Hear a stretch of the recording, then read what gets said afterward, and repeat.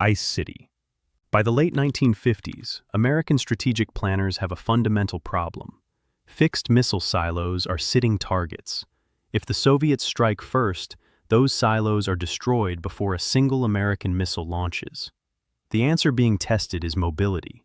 Keep the weapons moving, make them impossible to locate and eliminate in one strike. Greenland is chosen for a specific reason.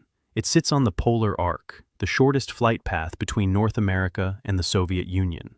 A missile launched from beneath the ice sheet reaches Soviet targets faster than almost any land-based alternative, and from above, the ice reveals nothing. Construction of Camp Century begins in 1959. The public justification is real. Arctic engineering research, experiments in polar conditions, data on how men and equipment perform in extreme cold. All of that happens. But the tunnels serve a second purpose not mentioned in any public document, proving that a nuclear arsenal can be housed and operated beneath the Greenland ice sheet indefinitely. The full plan is called Project Iceworm. It envisions 4,000 kilometers of tunnel, housing up to 600 nuclear missiles on mobile rail platforms, repositioned constantly so Soviet targeting systems have no fixed coordinates to lock onto. A moving arsenal hidden under ice that from any angle looks like nothing. Camp Century is the prototype. 200 men, a portable nuclear reactor, dormitories, a laboratory, a church, a post office, all beneath the surface, all invisible from above. It runs for 7 years. The reactor functions, the men adapt, the tunnels hold. Then the ice starts moving. The Greenland ice sheet flows continuously under its own weight. The tunnels distort faster than they can be repaired. By 1966, the project is unworkable. The Army shuts it down. The reactor is removed. Everything else stays. Chemical waste, low-level radioactive material, 200,000 liters of diesel fuel, left under the assumption the ice will bury the site permanently. In 2016, a study in Geophysical Research Letters finds the ice above Camp Century is thinning, not thickening. The buried material could reach the surface within this century. No international agreement assigns responsibility for what happens when it does. The project's actual purpose stays out of the public record until 1996, 40 years after construction began. Bone collection. Strontium-90 is a byproduct of nuclear detonation. It behaves chemically like calcium. When it enters the food chain through contaminated soil, crops, or milk, the human body absorbs it exactly as it absorbs calcium. It migrates to bone. Once there, it does not leave. By the early 1950s, the Atomic Energy Commission needs to know how much strontium-90 has already accumulated in human bones globally, and how that accumulation varies by region, age, and diet. Atmospheric sampling cannot answer that question precisely. Only direct measurement of human bone tissue can. What follows is a decade-long global collection operation under 2 designations, Project Gabriel, then Project Sunshine. Researchers work through hospitals and pathology departments in more than 40 countries, collecting bone samples from cadavers. Thousands of samples, cross-referenced by geography and age. The samples most valued by researchers come from stillborn infants and young children. Their bones show strontium-90 absorption with a clarity that adult samples cannot match. In most cases, families are not told samples are being taken. In some cases, entire bodies are used. Consent is not sought. The program operates on the assumption that classified national security research does not require the same standards applied to civilian medicine. The data produced is significant. It maps fallout distribution through the global food chain with precision that no other method could achieve. It informs policy decisions about testing frequency and contamination thresholds. The findings are classified. The program stays outside public knowledge until the 1990s. A 1995 report by the Advisory Committee on Human Radiation Experiments confirms that consent was not obtained in the majority of cases, and that the ethical framework applied to this category of research explicitly did not require it. The agencies involved acknowledge the programs when pressed. The official framing describes them as scientifically motivated, conducted within ethical standards then considered appropriate for national security research. Some families were notified decades later through the declassification process. The records indicate many were not. Copper needles. In the late 1950s, American military communications depend on two systems considered dangerously fragile. Undersea cables are vulnerable to Soviet submarines. High-frequency radio is disrupted by atmospheric conditions that cannot be controlled. Neither provides the reliable global communications a military operating across multiple continents requires. MIT Lincoln Laboratory, under Air Force contract, develops a solution that avoids the weaknesses of both. No cables on the ocean floor, no active satellites that can be tracked and destroyed. Instead, a passive radio reflector in orbit, 480 million copper needles, each 1.78 centimeters long, released into a polar orbit 3,500 kilometers above Earth. Radio signals bounce off the belt from one side of the planet to the other. No powered components, nothing to shoot down or switch off. The first attempt in 1961 fails. The needles clump and do not disperse. The second attempt, May 1963, succeeds. The belt deploys. Communication tests confirm the concept works. The international response is immediate. Astronomers object that the needle belt will permanently contaminate radio telescope observations of deep space with interference that cannot be filtered. The International Astronomical Union files a formal protest. The Soviet Union calls it contamination of outer space. Scientific organizations in multiple countries demand the program stop. The program completes its planned test phase. It is not repeated. Satellite communications mature faster than expected and prove more capable. Project West Forward is discontinued without a second deployment. The needles remain.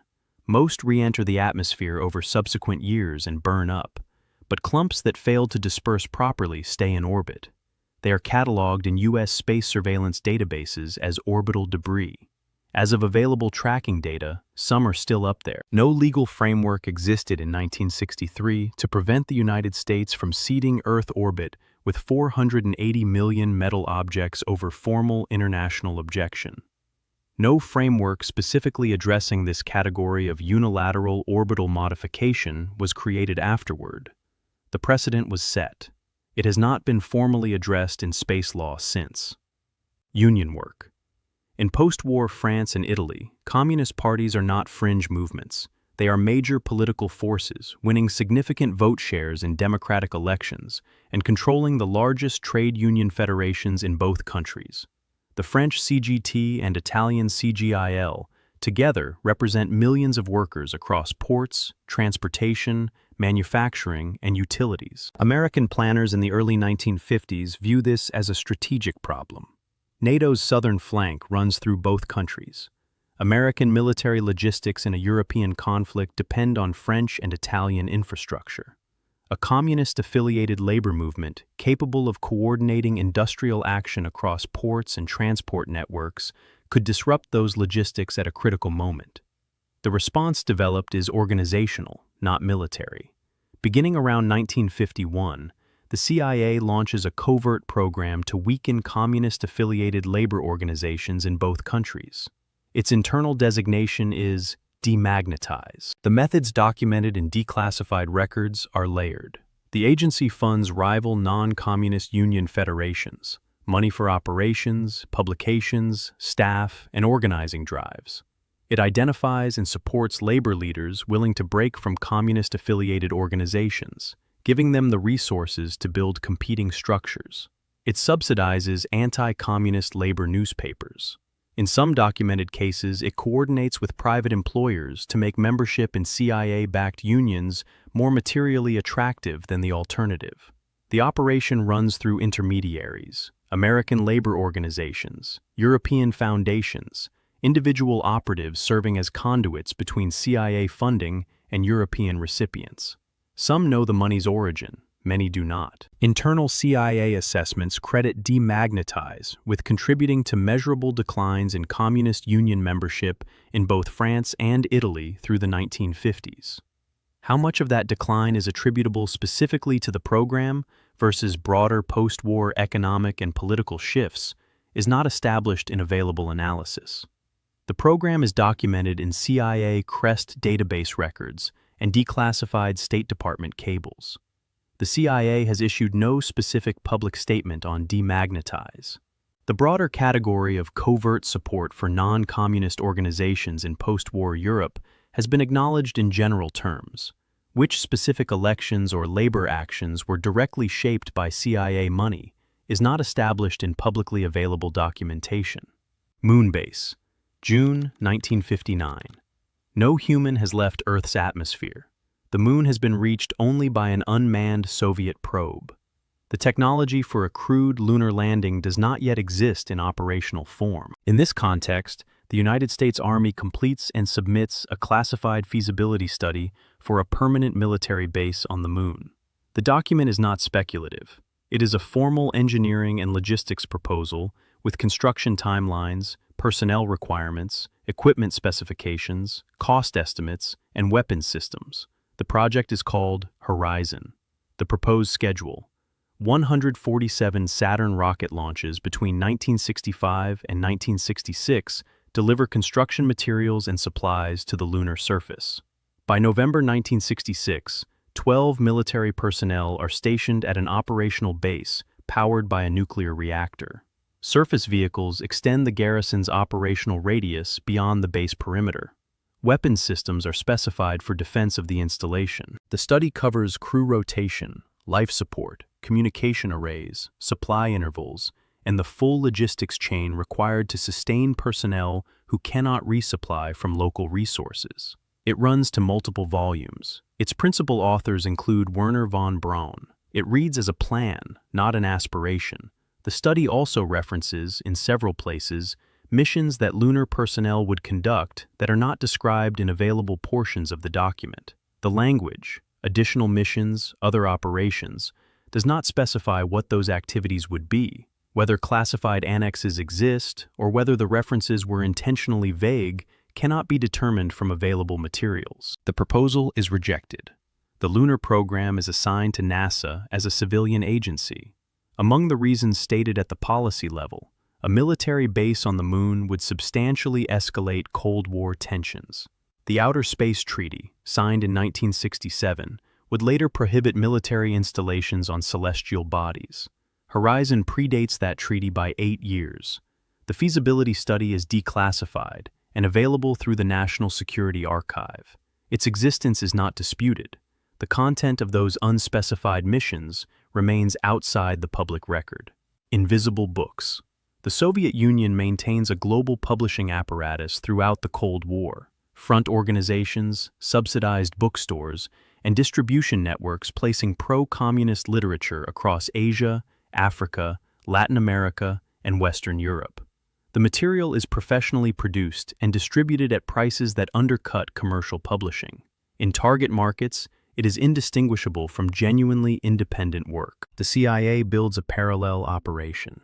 Using front organizations and relationships with legitimate publishers, the agency funds the translation, production, and distribution of books, journals, and literary magazines in dozens of languages across multiple continents. Titles are selected to present intellectual and cultural alternatives to Soviet ideology. The funding is invisible. Among the documented outputs, early foreign language editions of George Orwell's Animal Farm are funded in part through CIA front organizations. The Congress for Cultural Freedom, which publishes literary journals in 35 countries at its height, is CIA funded from its founding. Its editors do not know. The Paris literary magazine Encounter, read across the Western academic world, receives partial CIA funding for years. Its editors do not know either. The operation also runs in reverse. When Soviet-funded publications gain circulation in target markets, CIA-connected distributors flood those markets with competing titles, arrange subsidized critical reviews, and in some cases, coordinate with allied governments to obstruct Soviet distribution networks. The program is substantially exposed in 1967 when Ramparts magazine reveals CIA funding of the National Student Association. Further reporting and document releases confirm the Congress for Cultural Freedom's connections. Francis Stoner Saunders documents the broader operation in a 1999 historical study. The CIA acknowledges operating Cultural Front organizations. The official framing. The program was a proportional response to Soviet cultural operations, promoting ideas that were genuine rather than manufactured. The unresolved question is not whether the ideas were genuine. It is whether secretly funding the platforms that carried them compromised the nature of the discourse. For the writers who believed they were participating in independent intellectual exchange, and for the readers who had no reason to think otherwise. The full catalog of funded publications and the identities of authors who unknowingly received CIA subsidy remains partially obscured. Some records remain classified. Alaska caches. At the Bering Strait, Alaska and the Soviet Union are separated by 55 miles of water. In the early 1950s, this proximity is not an abstraction for military planners. It is a specific operational vulnerability. The question they work through is not only how to defend Alaska, but what happens if defense fails, if Soviet forces land and occupy American territory. The CIA's answer is to build infrastructure before it is needed and hide it in the landscape. Beginning around 1951, agency officers recruit Alaskan civilians with deep knowledge of specific terrain. Hunters, fishermen, bush pilots, people who, in an occupied Alaska, would have plausible reasons to move through remote areas without attracting attention. The agency trains them in clandestine communication, field survival, and equipment operation. Their designated role in the event of Soviet occupation: remain in place, blend into the civilian population, observe Soviet movements, and maintain contact with American command operating from outside the occupied zone. To sustain this network through an extended occupation, the CIA prepositions supply caches across rural Alaska. Weapons, ammunition, communications equipment, survival supplies, and gold coins, chosen specifically because gold retains value independent of any financial infrastructure that might be destroyed or inaccessible during occupation. The program is called Washtub. It runs for approximately 8 years. It ends in 1959 with Alaskan statehood. Operating a covert domestic paramilitary network inside a U.S. state creates legal complications that do not apply in a territory. The program is terminated. Recovery teams are sent to retrieve the caches. The available records do not confirm all caches were recovered. After declassification in the 1990s, journalists located former agents who said they were not certain all caches in their areas had been found. Some of the agents who originally placed the materials had died in the intervening decades. Some described terrain that made complete recovery difficult to verify. The current status of any remaining cached weapons in the Alaskan wilderness is not addressed in any available official statement. Lost bombs. January 21, 1968. A B-52G departs Plattsburgh Air Force Base on a Chrome Dome patrol, part of the continuous airborne nuclear alert the Air Force maintains so that a portion of the arsenal survives any Soviet first strike against ground-based systems. The aircraft carries 4 B-28 thermonuclear bombs, estimated yield per weapon between 1.1 and 1.45 megatons each. 7 hours into the flight, a fire starts in the navigator's compartment. Seat cushions ignite. The fire spreads. The crew declares an emergency and diverts to Thule Air Base in Greenland, the nearest available runway. They do not reach it. The aircraft becomes uncontrollable. The crew abandons it. 6 of 7 survive. The B-52 impacts the sea ice of North Star Bay, 7 miles short of the runway. The crash detonates the conventional explosives in all 4 weapons. No nuclear detonation. The weapons do not achieve the conditions required for a chain reaction. But the conventional explosions scatter the weapon's radioactive components across an estimated 3 square miles of ice and into the water beneath. Plutonium, uranium, tritium, and americium distribute across the impact zone. The cleanup is designated Project Crested Ice. 700 American servicemen and Danish workers spend 8 months removing contaminated ice and debris, sealing it in containers, and flying it to a storage facility in South Carolina. Most workers are not told the nature or extent of the radiological hazard they are working in. Protective equipment in documented cases is inadequate for the contamination present. One of the 4 weapons secondary stages is never recovered from the bay floor. A 2008 BBC investigation confirms that both the US and Denmark have known about the missing component since shortly after the accident, and that it has not been disclosed publicly in the 4 decades since. An epidemiological study of Danish cleanup workers finds elevated cancer rates. Establishing direct causation in studies of this design is methodologically complex. The Chrome Dome program is suspended after the accident. It is not resumed. The component remains on the floor of North Star Bay. Watching Americans. By 1967, the American anti-war movement has grown beyond what existing political frameworks adequately explain. Demonstrations involving hundreds of thousands of people are occurring across multiple cities. Opposition cuts across demographics analysts had not projected. Not just students and activists, but clergy, veterans, academics, and professionals. The question asked at senior levels, including by CIA Director Richard Helms, is whether a movement of this scale and organizational sophistication could be emerging from purely domestic sentiment, or whether it is receiving direction or funding from the Soviet Union or Cuba.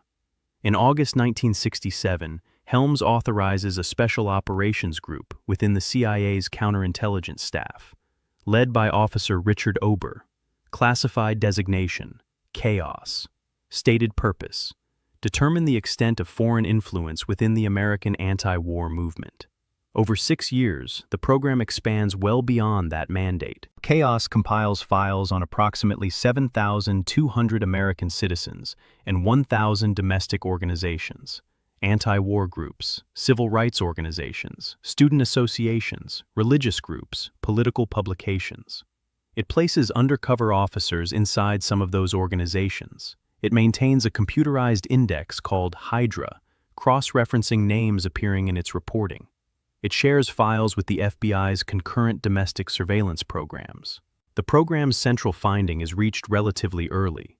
There is no credible evidence of foreign direction or funding of the American anti-war movement. The movement reflects genuine domestic political sentiment. Chaos continues for years after that conclusion is established. The reasons for its continuation are not clearly documented in available records. The program is revealed in December 1974, when Seymour Hersh publishes an investigation in the New York Times. The Church Committee confirms its scope. The CIA's own Inspector General concludes it exceeded the agency's statutory authority. The CIA charter explicitly prohibits domestic intelligence operations. CIA Director Colby acknowledges in testimony that the program operated outside the agency's legal mandate. The Chaos files were not fully destroyed. Some were transferred to other agencies. Whether the 7,200 Americans named in those files were ever notified of their inclusion in a CIA domestic surveillance database is not confirmed in public records. The available evidence indicates most were not. Overseas sessions. Project Artichoke, the CIA's early interrogation research program, has been partially acknowledged in its domestic dimensions. Senate testimony and declassified documents confirm the program tested barbiturates, hypnosis, and related methods on subjects in American facilities. That dimension has received congressional examination and historical documentation. What receives less attention is what the program did overseas. Declassified documents from the early 1950s, available through the CIA's CREST database, reference Artichoke field operations at CIA stations in Europe and Asia. These describe interrogation sessions using combinations of barbiturates, hypnosis, and physical duress on foreign nationals. In some cases, individuals rendered into U.S. custody from third countries without formal extradition. A 1952 cable, partially released through FOIA requests, describes an Artichoke team dispatched to an overseas location to conduct a session on a former Soviet intelligence officer. The cable references the use of what it calls special techniques. The available portion of the document ends before recording the subject's condition following the session. Whether the remainder exists in classified form, was destroyed, or was never recorded is not established from available materials. Other documents reference sessions in West Germany during the early years of the Federal Republic, when American authority over detention was more legally ambiguous than it would later become. Historian John Marks, drawing on thousands of FOIA-obtained documents, confirmed that artichoke methods were applied operationally, not just experimentally, on foreign nationals outside U.S. soil. His work remains among the most detailed examinations of the program's overseas dimensions in the public record. The CIA has not specifically addressed the overseas operational component in any public statement. In 1973, CIA Director Helms ordered the destruction of artichoke and related records. The order was carried out. Documents that survived did so because they were misfiled in financial storage and missed by the destruction team. The identities of individuals subjected to overseas artichoke sessions, their nationalities, the locations of their detention, and what happened to them afterward are not established in any publicly available record.